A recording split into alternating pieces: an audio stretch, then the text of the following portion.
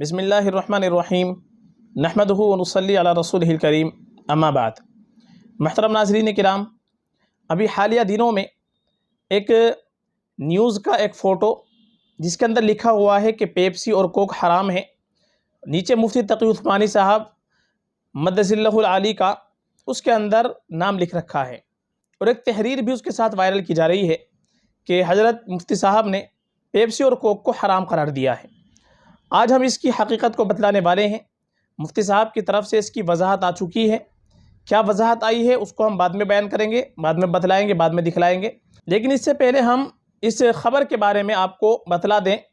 کہ یہ جو خبر بیان کی جا رہی ہے یہ ایک طرح سے ایڈیٹنگ ہے، یعنی نیوز کا ایک فوٹو بنایا گیا ہے، اس کے اندر یہ لکھا گیا ہے، تو یہ ایڈیٹنگ کر کے خود سے لکھا گیا ہے۔ چونکہ آپ سب جانتے ہیں کہ اگر کوئی بڑا عالم، بڑا مفتی اگر کوئی فتویٰ دیتا ہے، جیسے حضرت مفتی تقی عثمانی صاحب کی طرف اس کو منسوب کیا جا رہا ہے، تو اگر ایسا کوئی فتویٰ ہوتا تو حضرت دارالافتاء دارالعلوم کراچی کا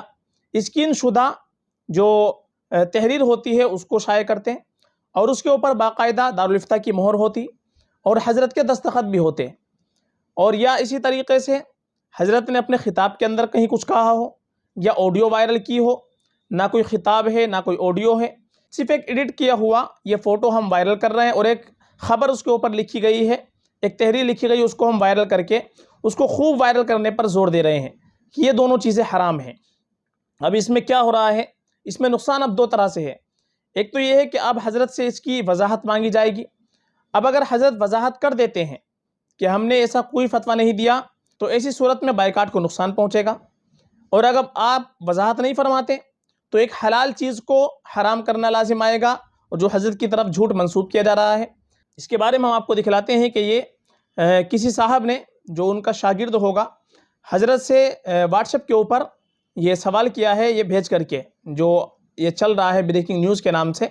تو یہ حضرت کی طرف سوال بھیجا ہے، ہم آپ کو پڑھ کر کے سناتے ہیں۔ السلام علیکم ورحمۃ اللہ وبرکاتہ۔ حضرت استاد محترم، ہمارے فضلاء دارالعلوم کراچی کے گروپ میں گردش ہو رہا ہے، میں نے سوچا اگر بھیجنے سے پہلے تحقیق کر لوں، ازراہ کرم تحقیق فرما دیں۔ جزاک اللہ خیرا واحسن الجزاء فی الدارین آمین۔ نیچے حضرت نے لکھا، جو بیان میری ویب سائٹ پر نہ ہو میری طرف اس کی نسبت درست نہیں۔ تقی، یہ آپ نے اس کی وضاحت فرما دی کہ یہ نہ تو میری ویب سائٹ پر ہے اور نہ ہی میں نے اس کی کوئی وضاحت وغیرہ فرمائی ہے، اس لیے میری طرف نسبت کرنا اس کی درست نہیں ہے۔ یعنی جو لوگ اس کو نیوز بنا کر کے سوشل میڈیا پر شیئر کر رہے ہیں، جیسی طریقے سے گروپ وغیرہ پر شیئر کر رہے ہیں اس کو، اور بالکل غلط ہے، جھوٹ منسوب کیا جا رہا ہے، اس لیے مفتی صاحب نے بالکل وضاحت فرما دی کہ یہ میری طرف سے نہیں ہے، یہ ایک طرح سے بلکہ ایڈٹ کیا ہوا ہے۔ اس لیے ہم کو اس طرح سے بچنا چاہیے۔ جتنا زور ہم اس کو شیئر کرنے پر لگا رہے ہیں، کاش اتنا زور ہم بائیکاٹ کے اوپر لگا دیں تو اس سے ہمارا مسئلہ اور زیادہ حل ہو جائے اور اس سے اور زیادہ فائدہ ہوگا۔ یہ شیئر کرنے سے کوئی فائدہ نہیں ہوگا، چونکہ ایک طرح سے جھوٹ حضرت کی طرف منسوب کیا جا رہا ہے، جس سے حضرت بہت زیادہ ناراض ہے، ناراضگی کا اظہار فرما رہے ہیں۔ اس لیے اس جھوٹ کو منسوب نہ کیا جائے، بلکہ اگر بائیکاٹ کرنا چاہے تو آپ بائیکاٹ کیجئے۔ اس وجہ سے کہ اسرائیل کے پروڈکٹس ہیں، تو اس کو بائیکاٹ کرنے پر اگر زور لگائیں گے تو ہمارے فلسطین بھائیوں کی انشاءاللہ اس میں ضرور مدد ہوگی۔